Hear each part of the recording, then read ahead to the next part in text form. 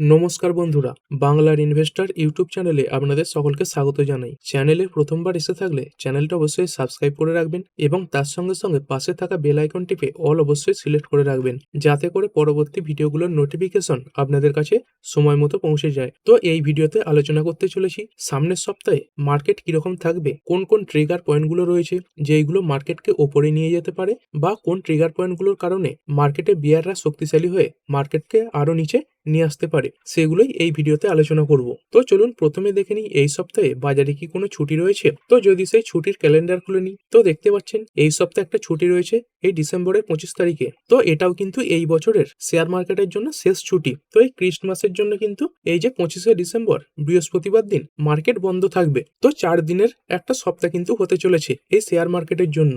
এরপরে Nifty fifty এটা গত সপ্তাহে কিরকম পারফর্ম করেছে, তো যদি একদিনে দেখেন মানে শেষ দিনে 0.58% বেড়েছে। আর 5 দিনে কেমন পারফর্ম করেছে, তো প্রথম 3 দিন নিয়মিতই পড়ছিল এবং শেষ 2 দিনে কিছুটা রিকভারি এসেছে। তো গত সপ্তাহে 0.61% বেড়ে বন্ধ হয়েছে। আর যদি এই নিফটি ফিফটির লেভেলগুলো নিয়ে কথা বলি, তো এই পিভট পয়েন্ট এটা দাঁড়াচ্ছে 25,946, প্রথম রেজিস্ট্যান্স 26,013, সেকেন্ড রেজিস্ট্যান্স 26,059 এবং 3 নম্বর যে রেজিস্ট্যান্স এটা হচ্ছে 26,125। প্রথম সাপোর্ট 25,900, সেকেন্ড সাপোর্ট কত 25,833 এবং 3 নম্বর সাপোর্ট হচ্ছে 25,787। তারপরে বিএসসি সেন্সেক্স এটা 5 দিনে কিছুটা লাল নিশানে বন্ধ হয়েছে এই 0.08%। খুব একটা যে বড় পতন সেরকম নয়। আর এই সেন্সেক্স এর লেভেল কি বলছে, তো এই পিভট পয়েন্ট 84,910, রেজিস্ট্যান্স গুলো দেখে নিই, দেখতে পাচ্ছেন 85,086, তারপরে 85,243 এবং তারপরে রয়েছে 85,418 এবং সাপোর্ট গুলো কত এই 84,753, তারপরে 84,578 এবং তারপরে 84,421। এরপরে নিফটি ব্যাংক, তো নিফটি ব্যাংক গত 5 দিনে 0.19% ডাউন হয়েছে। আর এই নিফটি ব্যাংকের টেকনিক্যাল কেমন রয়েছে, তো পিভট পয়েন্ট 59,035, প্রথম রেজিস্ট্যান্স 59,174, সেকেন্ড রেজিস্ট্যান্স 59,278 এবং 3 নম্বর যে রেজিস্ট্যান্স এটা হচ্ছে 59,417। আর সাপোর্ট গুলো কেমন রয়েছে এই 58,930, তারপরে সেকেন্ড সাপোর্ট 58,792 এবং 3 নম্বর যে সাপোর্ট সেটা হচ্ছে 58,687। আর এগুলো তো গেল ইন্ডিয়ান মার্কেটের কথা। তো শুক্রবার দিন আমেরিকান মার্কেট কিভাবে ট্রেড হয়েছে, তো ডাউ জোন্সে 0.38% তেজি দেখা গেছে। আর এই নাসডাক কম্পোজাইট, তো এতে খুব ভালো একটা র্যালি দেখা গেছে, প্রায় 1.31% বেড়েছে। তো আমেরিকান মার্কেটের যে এআই রিলেটেড কোম্পানিগুলো সেগুলোতে তো ভালো তেজি ছিলই, এবং তার সঙ্গে সঙ্গে ইন্ডিয়ান মার্কেটের যে এডিআর এইগুলো ভালো পারফর্ম করেছে। তো ইনফোসিসের এডিআর এটা প্রায় 56%-এর কাছাকাছি বেড়ে গিয়েছিল। তো অনেকে বলছিল টেকনিক্যাল গ্লিচের কারণে বেড়েছে, কেউ কেউ আবার বলছিল যে ট্রেড ডিল সেটা নাকি কমপ্লিট হয়ে গেছে, আবার কেউ বলছিল শর্ট কভারিং হয়েছে সেই কারণে বেড়েছে। তবে ক্লিয়ার কোনো খবর কিন্তু সামনে আসেনি। তো দেখতে পাচ্ছেন এটা 5.42% বেড়ে বন্ধ হয়েছে। এবং উইপ্রোর যে এডিআর এখানেও কিন্তু 7%-এর কাছাকাছি তেজি দেখা গেছে। তো এই ইনফোসিস বাড়ার কারণে কিন্তু উইপ্রো এতে তেজি দেখা গিয়েছিল, এবং বাকি যে এডিআর গুলো সেগুলো মোটামুটি ভালো তেজিতেই বন্ধ হয়েছে। এবং তার সঙ্গে সঙ্গে ঠিক একই কারণে এই যে গিভ নিফটি এখানেও প্রায় 1%-এর কাছাকাছি তেজি দেখা গেছে, 26,172। তবে এই যে তেজি সেখানে কিন্তু সেরকম কোনো ফান্ডামেন্টাল ছিল না। তো হতে পারে ইন্ডিয়ান মার্কেট গ্যাপ আপ হয়ে ওপেন হলো, কিন্তু তারপরে আস্তে আস্তে পড়ে যাওয়ারও কিন্তু সম্ভাবনা রয়েছে, কারণ মার্কেট ওপরে ততক্ষণই টিকে থাকে যতক্ষণ কোনো পজিটিভ খবর থাকে। আর এরপরে যদি কথা বলি এই ট্রিগার পয়েন্টগুলোর ব্যাপারে, তো প্রথমেই আমেরিকা এই দেশটার উপরে নজর থাকবে। তো কি ব্যাপারে নজর থাকবে, এই এপস্টেইন ফাইলের ব্যাপারে। তো এই এপস্টেইন ফাইলটা কি, তো দেখতে পাচ্ছেন এই ডোনাল্ড ট্রাম্পের পাশে এই যে ব্যক্তি এনার নাম জেফরি এপস্টেইন, তো এনার একটা প্রাইভেট দ্বীপও কিন্তু রয়েছে। তো বুঝতে পারছেন কতটা প্রভাবশালী ব্যক্তি ইনি। তো এই দ্বীপে তিনি কি করতেন, বিভিন্ন যে আন্ডারেজ গার্ল তাদের নিয়ে যেতেন, এবং তার সঙ্গে সঙ্গে সেইখানে বিভিন্ন যে আমেরিকার প্রভাবশালী ব্যক্তিত্ব প্রেসিডেন্ট থেকে শুরু করে আরো বড় বড় যে কোম্পানির মালিকেরা তারাও যেতেন। তো সেই নিয়ে বিতর্ক শুরু হয়েছিল। তো প্রথমে এই জেফরি এপস্টেইন এনার বিরুদ্ধে কেস করেছিলেন এই মারিয়া ফার্মার, কিন্তু তখন সেই যে কেস সেটাকে গুরুত্ব সহকারে দেখা হয়নি। এবং তারপরে এই মহিলা ভার্জিনিয়া তিনি কিন্তু এই এপস্টেইন ফাইল এই নিয়ে সরাসরি মুখ খোলেন এবং আলোচনাতেও আসেন, এবং পরে তার মৃত্যু হয় এই এর কারণে। তো এই এপস্টেইনের নামে বড় গুরুতর অভিযোগও উঠেছিল, এবং সেই নিয়ে এই আমেরিকাতে প্রোটেস্টও চলছিল। তো সেই যে এপস্টেইন ফাইল সেটা প্রকাশ করার কথা বলা হচ্ছিল, এবং তারপরে সেই যে এপস্টেইন ফাইল সেটা প্রকাশ পেয়েছে, কিন্তু ফুল রিলিজ করা হয়নি। তো এটাই বলা হচ্ছে যে সমস্ত ভিকটিমরা রয়েছে তাদের ছবি ব্লার করতে হবে, নামগুলো ব্লার করতে হবে, তো তারপরে সেই ফাইল ফুল খোলা হবে। তো কিছু ব্যক্তিত্বর নাম এসেছে, যদি দেখেন এই বিল ক্লিনটন এনার নাম এসেছে, তো ছবিও দেখতে পাচ্ছেন এই ভিকটিমের যে মুখ সেটা ব্লার করে দেওয়া হয়েছে।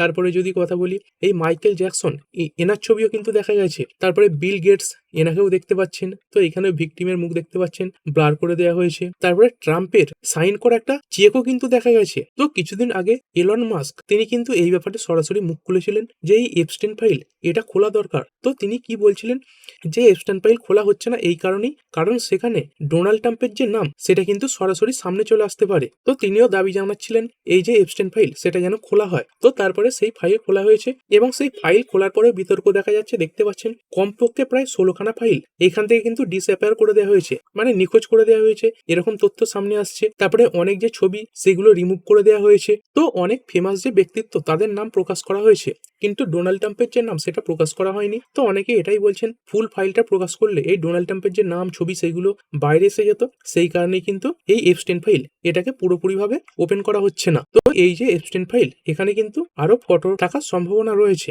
তো এখানে সব থেকে বড় প্রবলেম কখন আসতে পারে, যদি ডোনাল্ড ট্রাম্প এনার নাম এই ফাইলের মধ্যে দেখা যায়। তো অনেক কিছু ডকুমেন্টসে দেখা গেছে, সেরকম যদি সরাসরি কোনো ছবি সামনে আসে সেটা কিন্তু ট্রাম্পের জন্য একটা বড় অস্বস্তির কারণ হবে এবং অনেকে তো এই ব্যাপারে ট্রাম্পের পদত্যাগও দাবি করেছেন। তো এপস্টেইন ফাইল নিয়ে এই সপ্তাহটা কিন্তু নজরে থাকবে। এবং তারপরে যদি কথা বলি এই যে সান্তা র্যালি, এটার উপরেও নজর রাখতে হবে।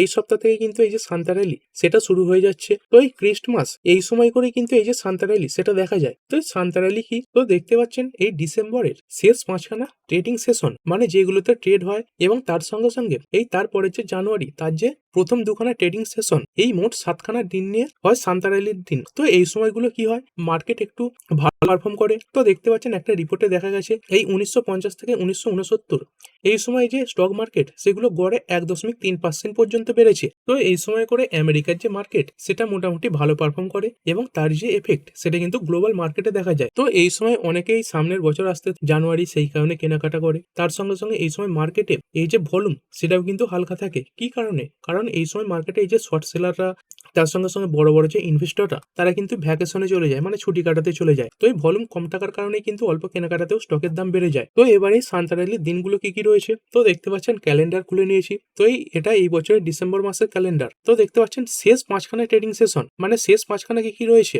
এই দেখুন প্রথমেই এই যে 24 তারিখ এটাকে ধরা হবে। তারপরে এই 25 এটা তো বন্ধ রয়েছে এই ক্রিসমাসের কারণে। তারপরে এই 26 এটাকে ধরবেন, কারণ এদিন শুক্রবার রয়েছে, এদিন মার্কেট ওপেন থাকবে। এবং তারপরের দিনগুলো কি কি রয়েছে, এই 29, 30 এবং 31। তো এই বুধবার থেকে এই যে সান্তা র্যালি সেটা শুরু হয়ে যাবে। তো বৃহস্পতিবার বন্ধ, শুক্রবার ওপেন, এবং তার পরের সপ্তাহে কি কি রয়েছে, এই সোম, মঙ্গল এবং বুধবার। তো যদি জানুয়ারি মাসের এবার কথা বলি, তো 1 তারিখ এদিন তো নিউ ইয়ার হিসাবে এই যে মার্কেট ক্লোজ থাকবে। তারপরে 2 তারিখ শুক্রবার এদিন মার্কেট ওপেন থাকবে। এবং তারপরে কি কি বার পড়ছে, এই শনিবার এদিন তো মার্কেট এমনি ক্লোজ। তারপরে রবিবার এদিনও মার্কেট ক্লোজ। এবং 5 তারিখ রয়েছে সোমবার, এদিন মার্কেট ওপেন হবে। তো এই ডিসেম্বরের 24 তারিখ থেকে এই যে জানুয়ারির 5 তারিখ পর্যন্ত এগুলোই কিন্তু এই বছরের সান্তা র্যালির দিন হিসাবে ধরা হবে। তো টোটাল এই 7খানা দিন এই কিন্তু সান্তা র্যালি দেখা যেতে পারে। তবে তার মানে এই নয় যে প্রতিটা দিনই মার্কেট বাড়বে। এই 7টা দিনের যে মিলিত পারফরমেন্স সেটা কিন্তু বেশিরভাগ বছরেই ভালো দেখতে পাওয়া যায়। আর তারপরে যদি কথা বলি এই সপ্তাহে জিডিপির যে ডেটা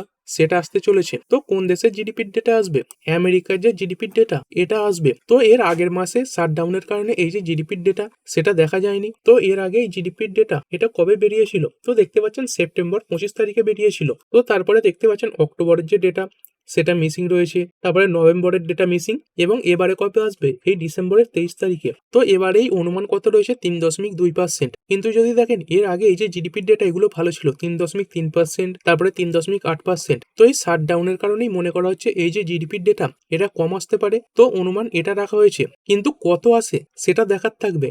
তো ডেট কবে দেখতে পাচ্ছেন, ডিসেম্বরের 23 তারিখে, মানে মঙ্গলবার দিনেই এই যে ডেটা সেটা কিন্তু দেখতে পাওয়া যাবে। তারপরে বিভিন্ন ওয়ার রিলেটেড যে খবরগুলো সেগুলোকেও নজরে রাখবেন। তো রাশিয়া এবং ইউক্রেনের যে ওয়ার এটা তো নজরে থাকবেই। তো দেখতে পাচ্ছেন এই যে ইউক্রেন, এরাই ইউ এদের তরফ থেকে প্রায় 90 বিলিয়ন ইউরোর লোন পেয়ে গেছে। তো ইউক্রেনের যে প্রেসিডেন্ট তিনি কি বলছেন, তো তিনি এটাই বলছেন এই লোনের মাধ্যমে যুদ্ধ যেটা তো সম্ভব নয়, কিন্তু আমরা এই যে যুদ্ধ সেটা চালিয়ে যেতে পারবো, বর্তমানে কিন্তু এক্ষুনি হারছি না। তো এটাই তিনি বলেছেন। আর এই যুদ্ধে কিছু ইন্ডিয়ান সোলজারেরও ইনভলভমেন্টের তথ্য সামনে আসছে।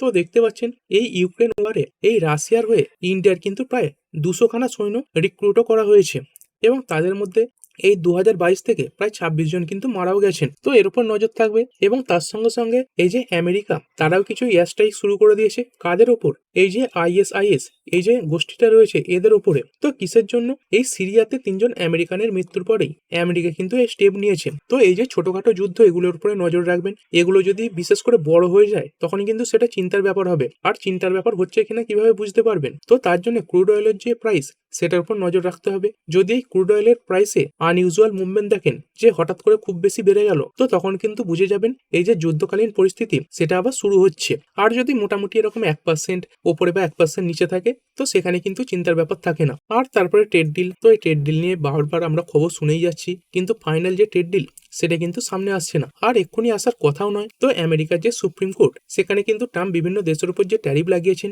সেই ব্যাপারে তদন্তও চলছে, কেসও চলছে। তো তার আগে ভারতও কিন্তু চাইবে না এই আমেরিকার সঙ্গে ট্রেড ডিল কমপ্লিট করে নিতে। তো ধরুন আমেরিকা এই ভারতের সঙ্গে ট্রেড ডিল কমপ্লিট করে নিল এবং তারপরে এই আমেরিকার সুপ্রিম কোর্ট রায় দিয়ে দিল ট্রাম্পের ট্যারিফ অবৈধ, তাহলে কিন্তু সেটা ইন্ডিয়ার জন্য খারাপই হবে। তো সেই কারণে ইন্ডিয়াও কিন্তু এখন এই যে ট্রেড ডিল সেটা কমপ্লিট করবে না। আর তারপরে অবশ্যই এই সামনে বাজেট আসতে চলেছে, আর এই বাজেট পেশ হতেও খুব বেশি দেরি নেই, আর হয়তো 1 মাস 10 দিনের মতো টাইম হাতে রয়েছে এবং তার আগে বিভিন্ন প্রি বাজেট মিটিংও চলছে। তো দেখতে পাচ্ছেন এই যে হাম্পি, এইখানে এই নির্মলা সীতারামনজি তিনি কিন্তু বিভিন্ন অফিসিয়ালদের সঙ্গে এই যে প্রি বাজেট মিটিং সেখানে বসতেও চলেছেন এবং তার সঙ্গে সঙ্গে রিপোর্টের মাধ্যমে বিভিন্ন জিনিসও সামনে আসবে যে এই সেক্টরের জন্য এত টাকা অ্যালোকেট করা হতে পারে, ওই সেক্টরের জন্য এত টাকা অ্যালোকেট করা হতে পারে। তো এই সময়ে বেশিরভাগ যে সরকারি কোম্পানিগুলো রয়েছে যেগুলোই বাজেটের উপর বেশি নির্ভরশীল রয়েছে সেইগুলোতে অনেকটা ওঠাপড়া দেখা যেতে পারে, যেমন ইনফ্রাস্ট্রাকচার কোম্পানি, তার সঙ্গে সঙ্গে রেলের যে কোম্পানিগুলো রয়েছে, তারপরে ডিফেন্সের কোম্পানিগুলো রয়েছে, এগুলো কিন্তু এরকম রিপোর্টের কারণে আনইউজুয়াল মুভমেন্ট দেখাতে পারে। আর তারপরে ডলার এবং রুপির সম্পর্ক, তো রুপি দেখতে পেয়েছিলেন এই দুদিনে অনেকটাই শক্তিশালী হয়েছে, তবে এমন নয় যে ডলারের এগেনস্টে 50-40 এরকম জায়গায় চলে এসেছে, তবে যেই জায়গায় পৌঁছে গিয়েছিল প্রায় 91 এর কাছাকাছি সেই জায়গা থেকে কিন্তু পড়েছে। তো যদি 5 দিনের চার্ট প্যাটার্ন দেখেন এখানে পরিষ্কারভাবে বুঝতে পারবেন। তো দেখতে পাচ্ছেন দুদিন কিরকম বড় বড় এই চার্টে পতন দেখা গেছে। তো এই পতন কিন্তু ইন্ডিয়ান রুপির জন্য ভালো, কারণ এতে ইন্ডিয়ান রুপি শক্তিশালী হচ্ছে। তো এই আরবিআই এর কিছু পদক্ষেপের পরেই এই যে রুপি সেটা শক্তিশালী হয়েছে। তো আরবিআই কি করেছে, ওপেন মার্কেটে এই যে ডলার সেগুলো বিক্রি করে দিয়েছে, যার কারণে এই যে ইন্ডিয়ান রুপি এটা শক্তিশালী হয়েছে। এবং তারপরে আমরা এটাও দেখতে পেয়েছি আস্তে আস্তে এই যে এফআইআই এরাও ভারতীয় মার্কেটে ফিরতে শুরু করেছে। তো পরপর টানা 3 দিন এফআইআই কিন্তু ভারতীয় মার্কেটে কিনলো এই 1171 কোটির বাইং, 595 কোটির বাইং এবং তারপরেই 1830 কোটির বাইং হয়েছে। তো এটাই দেখার থাকবে এফআইআই রা যে বাইং শুরু করেছে সেটা বজায় থাকে কিনা। আর এরপরে যদি কথা বলি গোল্ড এবং সিলভার, তো এই গোল্ড একদম টপ লেভেলের কাছাকাছি রয়েছে, এই 10 গ্রাম 24 ক্যারেট 1,35,780 চলছে। আর যদি এই সিলভারের কথা বলি, আর সিলভারও তো একদম সর্বোচ্চ পর্যায়ে চলে গেছে। তো এর আগেও 2.39% বেড়ে এই 2,08,439 কাছাকাছি চলে গিয়েছিল। আর এরপর যদি ক্রিপ্টো মার্কেট নিয়ে কথা বলি, তো এই ক্রিপ্টো মার্কেটে ভালোই ভলিটিলিটি দেখা যাচ্ছে। তো যদি দেখেন এর আগের দিনে 0.58% বেড়েছে, কিন্তু যদি একটু লম্বা প্যাটার্ন দেখেন এক মাসে দেখতে পাচ্ছেন কিরকম ওঠাপড়া দেখা যাচ্ছে। এই 91,000, সেখান থেকে 85,000, আবার সেখান থেকে এরকম 93,000 চলে গেছে। এবং এরই সঙ্গে সঙ্গে এই যে ইথেরিয়াম, তো এখানেও কিন্তু সেম প্যাটার্ন দেখা যাচ্ছে, এখানেও অনেকটা বেশি করে ভলিটিলিটি রয়েছে। আর একদম ভিডিও শেষে যদি অপশন চেনের কথা বলি, তো বুলেদের একটাই চেষ্টা থাকবে মার্কেটকে এই 26,000 এর উপরে নিয়ে গিয়ে ক্লোজিং দেওয়া। তো ঠিক আছে বন্ধুরা, আশা করছি ভিডিওটা আপনাদের ভালো লেগেছে। আপনি চাইলে এটাকে লাইক এবং শেয়ার করতে পারেন।